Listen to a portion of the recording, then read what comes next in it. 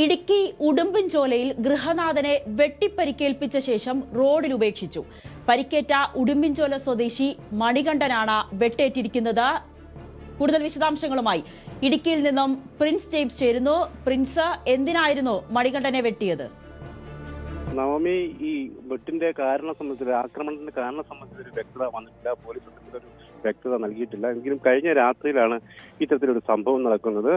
മണികണ്ഠന്റെ, അതായത് ഉടുമ്പൻചോല ഒട്ടാത്തിയിൽ വെച്ചാണ് ഈ സംഭവം നടക്കുന്നത്. മണികണ്ഠന്റെ വീടിന് സമീപത്ത് വെച്ചാണ് ആക്രമണം ഉണ്ടാകുന്നത്. തുടർന്ന് ഇവരെ മണികണ്ഠനെ തന്നെ ജീപ്പിൽ കയറ്റി ഉടുമ്പൻചോലയ്ക്ക് സമീപം തമിഴ്നാട് അതിർത്തി മേഖലയായ മാൻകുത്തിമീളിലേക്ക് എത്തിക്കുകയായിരുന്നു. അതിനുശേഷം വാഹനവും ഇയാളെ ഇവിടെ ഉപേക്ഷിക്കുന്ന ഒരു സാഹചര്യമാണ് ഉണ്ടായത്.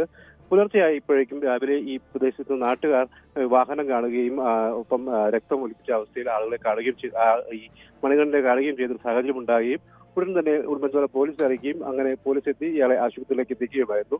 തുടർന്ന് നെടുങ്കണ്ടം താലൂക്ക് ആശുപത്രിയിൽ നിന്നും പിന്നീട് ഇപ്പോൾ വിദഗ്ധ ചികിത്സയ്ക്കായി ഇടുക്കി മെഡിക്കൽ കോളേജിലേക്ക് മാറ്റുന്ന സാഹചര്യമാണ് ഉണ്ടായത്. എന്തായാലും ഇയാളുടെ കൈക്ക് സാരമായി പരിക്കേറ്റിട്ടുണ്ട്. വലിയ തോതിലുള്ള പരിക്ക് ഇയാളുടെ കൈക്കേറ്റിട്ടുണ്ടെന്നാണ് നമുക്ക് അറിയാൻ കഴിയുന്നത്. 3 പേര് ചേർന്ന് ഇയാളെ ആക്രമിച്ചതാണ് എന്നാണ് പോലീസ് ഇപ്പോൾ മൊഴി നൽകിയിരിക്കുന്നത്. ഇവർ 3 ഉടുമ്പൻചോല പോലീസിന്റെ കസ്റ്റഡിയിലുണ്ടെന്നാണ് നമുക്ക് അറിയാൻ കഴിയുന്നത്.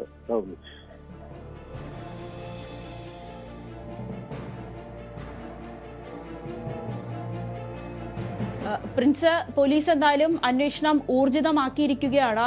എന്താണ് കൂടുതൽ വിശദാംശങ്ങളായി പോലീസിന്റെ ഭാഗത്തു നിന്നും പറയുന്നത്? ഒപ്പം ഈ പരിക്കേറ്റ മണികണ്ഠന്റെ അവസ്ഥ ഇപ്പോൾ എന്താണ്?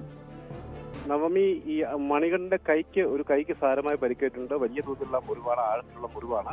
അതോടൊപ്പം തന്നെ കഴിഞ്ഞ രാത്രി ഏകദേശം അർദ്ധരാത്രിയോടെയാണ് ഇത്തരത്തിൽ അപകടം നടന്നത്.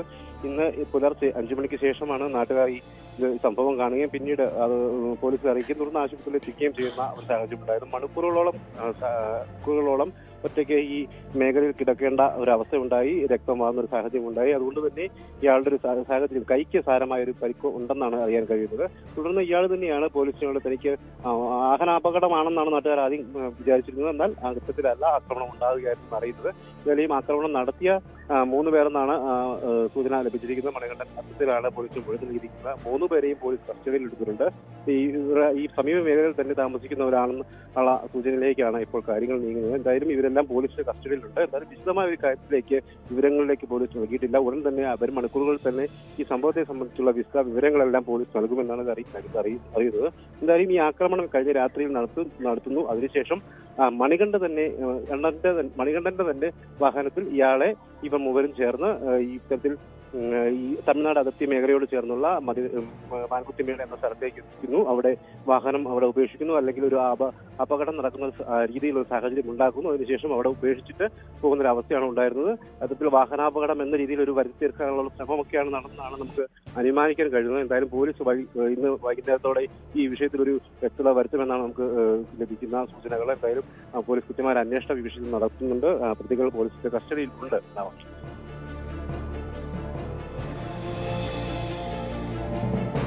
ശരി, ഇടുക്കിയിൽ നിന്നും പ്രിൻസ് ജെയിംസ് ആണ് വിശദാംശങ്ങൾ നൽകിയത്. കൂടുതൽ വാർത്തകൾക്ക് News 18 Keralam YouTube channel subscribe ചെയ്യുക.